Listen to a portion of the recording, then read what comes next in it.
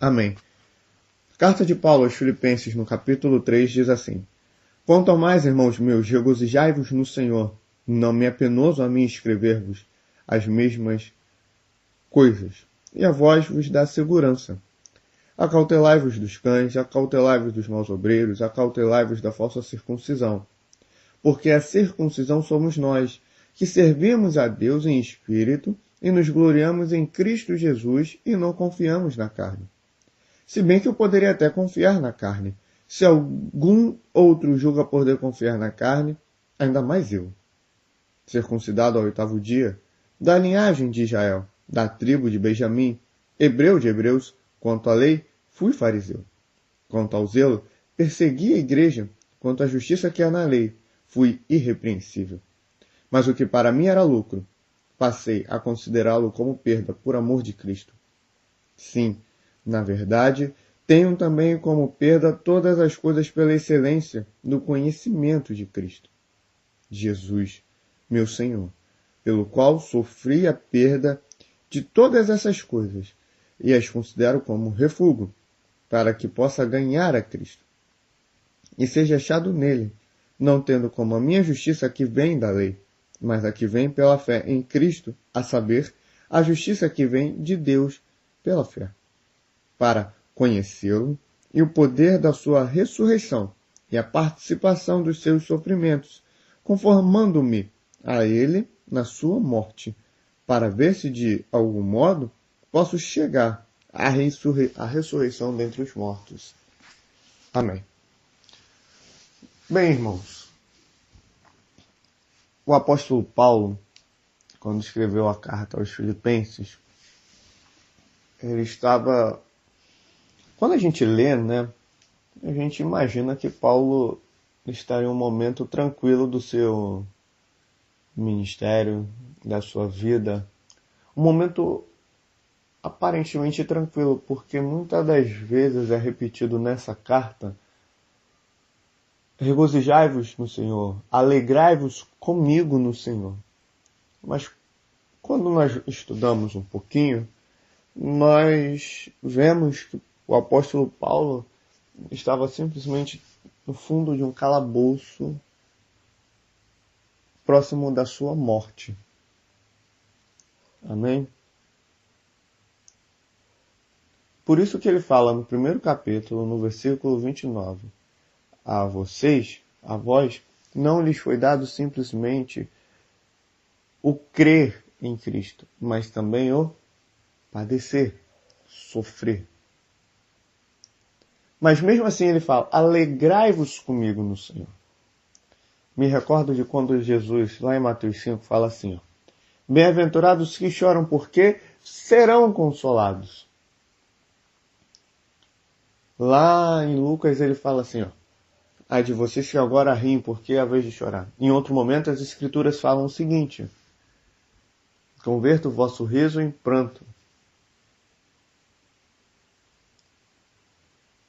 Em Eclesiastes fala que é melhor a casa do luto do que a casa da festa, da alegria. Amém? Por quê? Porque até na tristeza, até no choro, em Deus, conseguimos nos regozijar e ter alegria. Por isso que os salmos falam: celebrai com júbilos ao Senhor. É ao Senhor. Celebrar com júbilo, com alegria, com entusiasmo a Deus. Se alegre porque você serve a Deus. De maneira alguma se alegre nessa vida e no pecado. E no que está ao teu redor. Não deixe isso ser um motivo da tua existência. Amém? Por quê? Os que semeiam com lágrimas, Salmo 126, com júbilo cegarão, colherão. Quem semeia, quem vive chorando, vai colher no céu alegria. Ou melhor, no céu será colhido com alegria. Amém? Por isso, é bem evidente que Jesus não nos chamou para uma vida tranquila, fácil e alegre. Pelo contrário, em João 16 ele veio dizendo lá que iríamos sofrer, padecer, íamos ser afligidos. Mas ele disse, eu vos tenho dito isso para que em mim tenhais paz. Mas tende bom ânimo. Não. Mas no mundo tereis aflições. Porém tende bom ânimo. Eu venci o mundo. Ou seja, ele venceu, nós vamos vencer. Não. Ele venceu. E a igreja anda na vitória dele. A guerra já está ganha. Pois quem venceu esta guerra foi o Filho de Deus, Yeshua, Jesus. Quem venceu o mundo, o sistema do pecado foi Jesus. Se andarmos na luz, como na luz ele está, temos comunhão uns com os outros. Aquele que diz estar nele, também deve andar como ele andou. Pois bem, meus irmãos, aqui em Filipenses 3, Paulo começa dessa maneira. Regozijai-vos no Senhor. Não me é penoso lhe dizer as mesmas coisas, porque é para a vossa segurança. Aí ele começa dando uma instrução. Nós não vamos nos apegar, nesse momento, nessa instrução. Acautelai-vos os cães, maus obreiros, na falsa circuncisão, que a circuncisão somos nós, que servimos a Deus em espírito e nos gloriamos em Cristo Jesus e não confiamos na carne. Ele vai falar o que seria confiar na carne. Não é uma espécie de pecado. Confiar que o pecado não vai me afligir, que o pecado não vai ter uma carga negativa sobre mim. Não é isso. Ele está falando da vida que ele tinha vivido até encontrar Jesus. Olha como era a vida dele. Se bem que eu poderia até confiar na carne. Se algum outro julga poder confiar na carne, ainda mais eu. Circuncidado ao 8º dia. Da linhagem de Israel, ou seja, promessa. Na tribo de Benjamim. Hebreu de hebreus. Quanto à lei, fui fariseu. De acordo com alguns estudos assim, não é que Jesus adotava para si o título farisaico. Mas pela pregação de Jesus, o ensino do fariseu era bem semelhante com a sua pregação. Não que a pregação de Jesus era semelhante à do fariseu. O ensino do fariseu era semelhante ao ensino de Jesus. Ou seja, Paulo podia até pensar, eu já estava próximo de Cristo. Mas olha só. Quanto ao zelo, persegui a igreja. Quanto à justiça que há na lei, fui irrepreensível. Ou seja, ninguém conseguia pegá-lo em algum erro, em alguma falibilidade da lei. Ele era irrepreensível. Mas o que para mim era lucro, ou seja, tudo isso para mim aí, era para que eu me gloriasse, para que eu confiasse na minha carne. Passei a considerá-lo como perda. Por quê? Por amor de Cristo. Sim, na verdade tenho também como perda todas as coisas pela excelência do conhecimento de Cristo. Perceba a glória que Paulo vivia. Ele pegou tudo aquilo que ele tinha de mais precioso, de maior lucro, e disse, eu considero tudo isso como perda por amor a Cristo e pela excelência do seu conhecimento. Paulo, fariseu de fariseu, hebreu de hebreu, israelita da tribo de Benjamim, quanto à lei irrepreensível, pelo zelo, perseguiu a igreja. Pelo zelo, ou seja, por amor a Deus, que ele achava que tinha. O amor eros, o amor condicional, ele achava que estava fazendo a vontade de Deus. E mesmo assim, pela sua boa intenção, foi reprovado. E ele entendeu que o que ele fazia, o ministério que ele exercia, era um ministério segundo a carne. Era um ministério por ordem pecaminosa. não era um ministério direcionado pelo Espírito Santo de Yeshua, pelo Espírito Santo de Deus, pelo Espírito Santo de Cristo, pelo Espírito Santo que está sobre a igreja, que é manifestado pela sua palavra. O que eu quero te falar e abrir os teus olhos é para você que é igreja e por acaso confia no teu ministério. Existe um entendimento muito errado sobre ministério e obra de Deus. As pessoas dizem assim, eu tenho uma obra de Deus na minha vida, todos temos. Ou homens chegam e querendo aparecer, profetizam e falam, Deus tem uma obra na tua vida. Deus tem uma obra na vida de todos. Todos os eleitos, os convertidos, que Deus os atraiu. Obra de Deus é uma coisa, ministério é outra. A obra de Deus é um fim, o ministério e os dons são meios para manifestar essa obra. Em João 6, Jesus fala assim, a obra de Deus é esta, que conheçam o Pai que me enviou.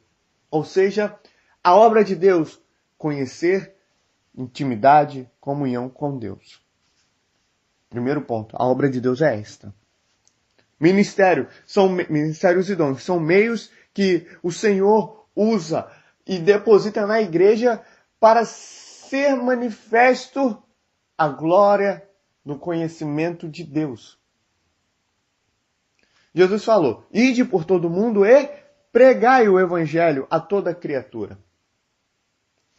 Quando nós lemos isso, imaginamos apenas o evangelismo, mas não é só o ato de evangelizar, pois temos 5 ministérios lá em Efésios. Apóstolo, pastor, profeta, evangelista e mestre. São 5 maneiras, com 12 dons, e mais os que estão em Romanos, para se manifestar a obra de Deus. Então as pessoas hoje, primeiro ponto, confiam e idolatram o seu ministério, porque o meu ministério é a obra de Deus na minha vida, e assim Deus vai fazendo. Não. Não. E o segundo, são pessoas que acham que têm ministérios, mas não têm. E cismam em ter. Pela sua origem de vida, pelo seu testemunho de vida, isso não é ministério, isso é obra da carne, onde Deus não está agindo. E Deus te convida e te chama hoje. Renuncia a isso, considera tudo isso como perca, pela excelência do conhecimento. Pastores hoje que são frustrados, mas que pela arrogância e pelo orgulho insistem em ser pastor. Homens, mestres que perderam a unção, a capacitação do Espírito Santo e a vontade e o ânimo de continuar buscando para ensinar o povo de Deus, mas que ainda assim tentam ensinar, ou seja, dão murro em ponta de faca e perderam a glória do Senhor. Evangelistas que acham que devem ir evangelizar, mas que não se preparam primeiro com oração, jejum, leitura da palavra, comunhão com Deus e comunhão com os irmãos. Evangelistas que acham que devem viver por aí sozinho pregando o evangelho, quando a palavra diz lá em Provérbios 18, aquele que se isola procura o seu próprio proveito e insurge contra a verdadeira sabedoria, a saber, a palavra de Deus. Apóstolos que só querem saber mover de Deus, línguas estranhas, curas e libertações, mas não querem saber do ensino da palavra e da oração. Profetas que dizem assim diz o Senhor, quando o Senhor não falou. Homens caídos e depravados que estão a ponto de serem rejeitados por Deus. Mas o Senhor, nesse momento, te chama. Ele deseja ensinar. E te convida a renunciar. Mas o que para mim era lucro, o lucro que ele está falando era o ministério, a vida que ele vivia, a classe ministerial dele, passei a considerá-lo como perda por amor de Cristo. Sim, na verdade tenho também como perda todas as coisas. Tudo que ele vivia, tudo que ele achava que vivia para o reino de Deus, para o próprio Deus, para o Yahvé, para o Deus de Abraão, Isaac e Jacó, ele achou tudo aquilo que ele fazia no templo, na sinagoga, no sinédrio, no partido dos fariseus, tudo aquilo que ele fazia, matando os cristãos, perseguindo os cristãos, ensinando, aprendendo aos pés de Gamaliel, tudo isso que ele achava que era para o reino de Deus, onde custou ali muitos anos da sua vida, mais de 30 anos aprendendo, tudo isso ele considerou como perda pela excelência do conhecimento de Cristo Jesus. Preste bem atenção. Mateus 16, a partir do 13, Jesus fala assim: muitos dizem que eu sou Jeremias, João Batista, Elias ou um dos profetas. E vocês, se referindo aos discípulos, quem dizem que sou? Pedro se levanta e diz: tu és o Cristo, o Filho do Deus vivo. Bem-aventurado, disse Jesus, és tu, Simão, que não foi carne nem sangue que te revelou isso, mas o meu Pai que está nos céus. Os homens hoje não querem renunciar aos títulos. Mas eu vou te falar uma coisa, você que tem título e que não quer deixar isso para trás. Não quer deixar a tua reputação, a tua fama, teu orgulho e tua posição. A tua posição não te faz conhecer Jesus.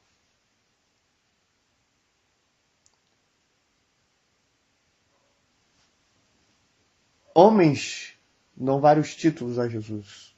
Filósofo, histórico,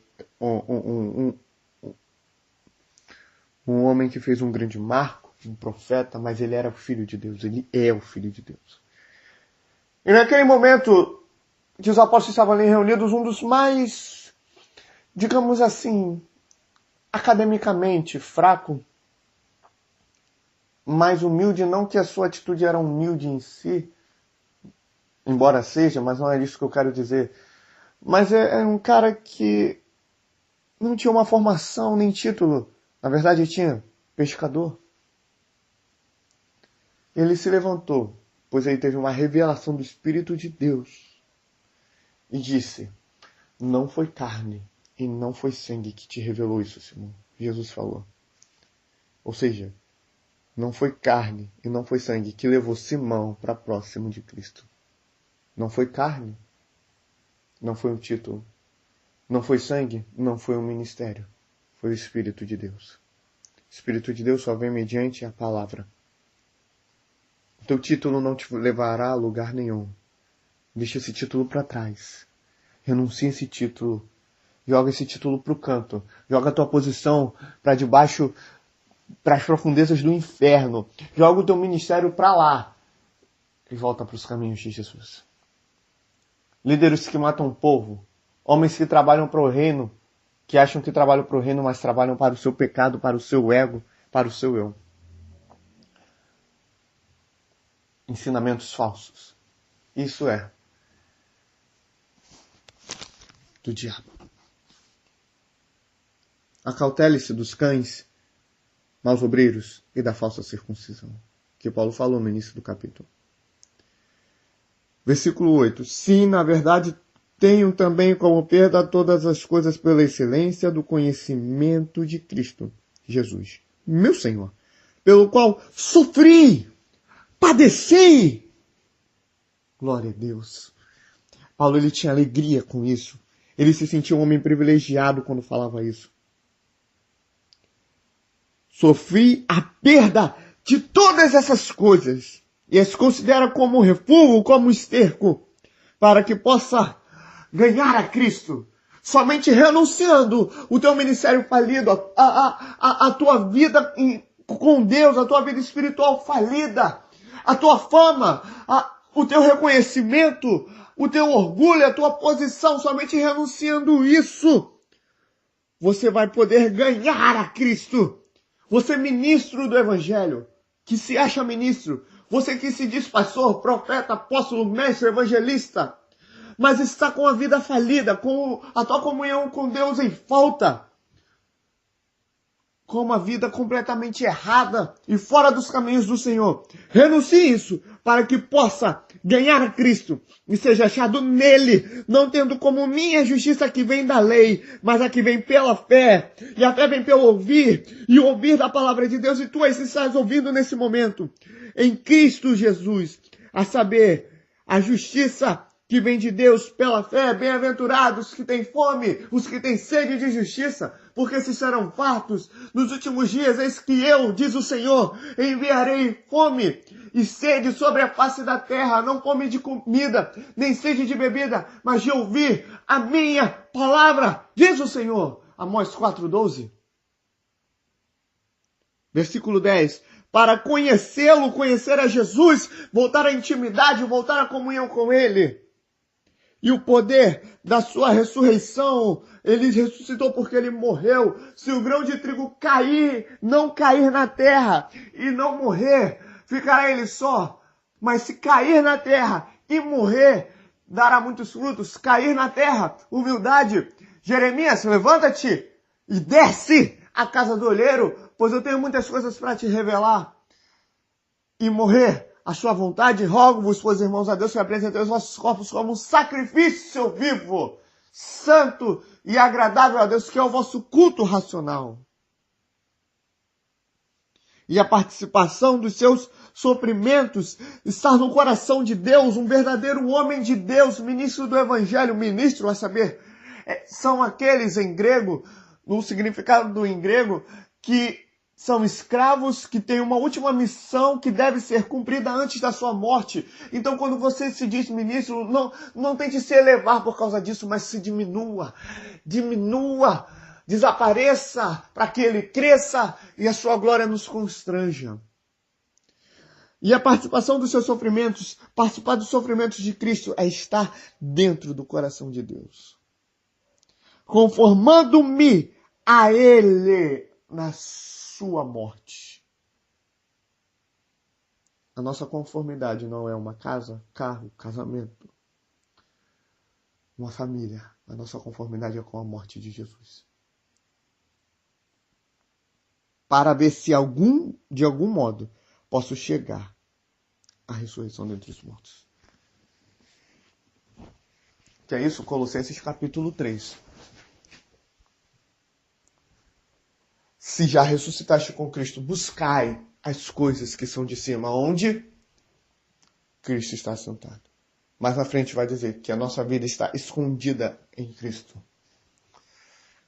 Meu irmão, minha irmã, pastor, mestre, apóstolo, evangelista, mestre.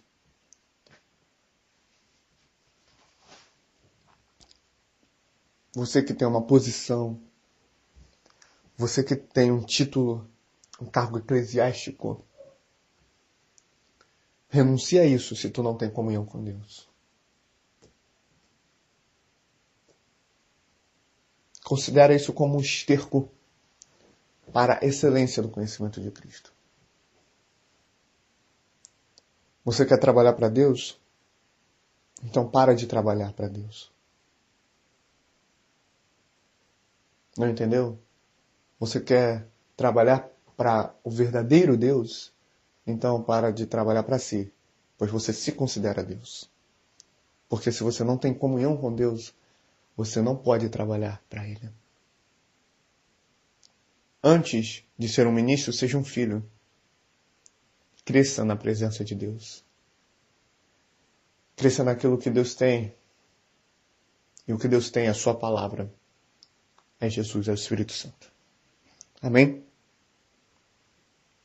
O Senhor nos abençoe. Em nome de Jesus.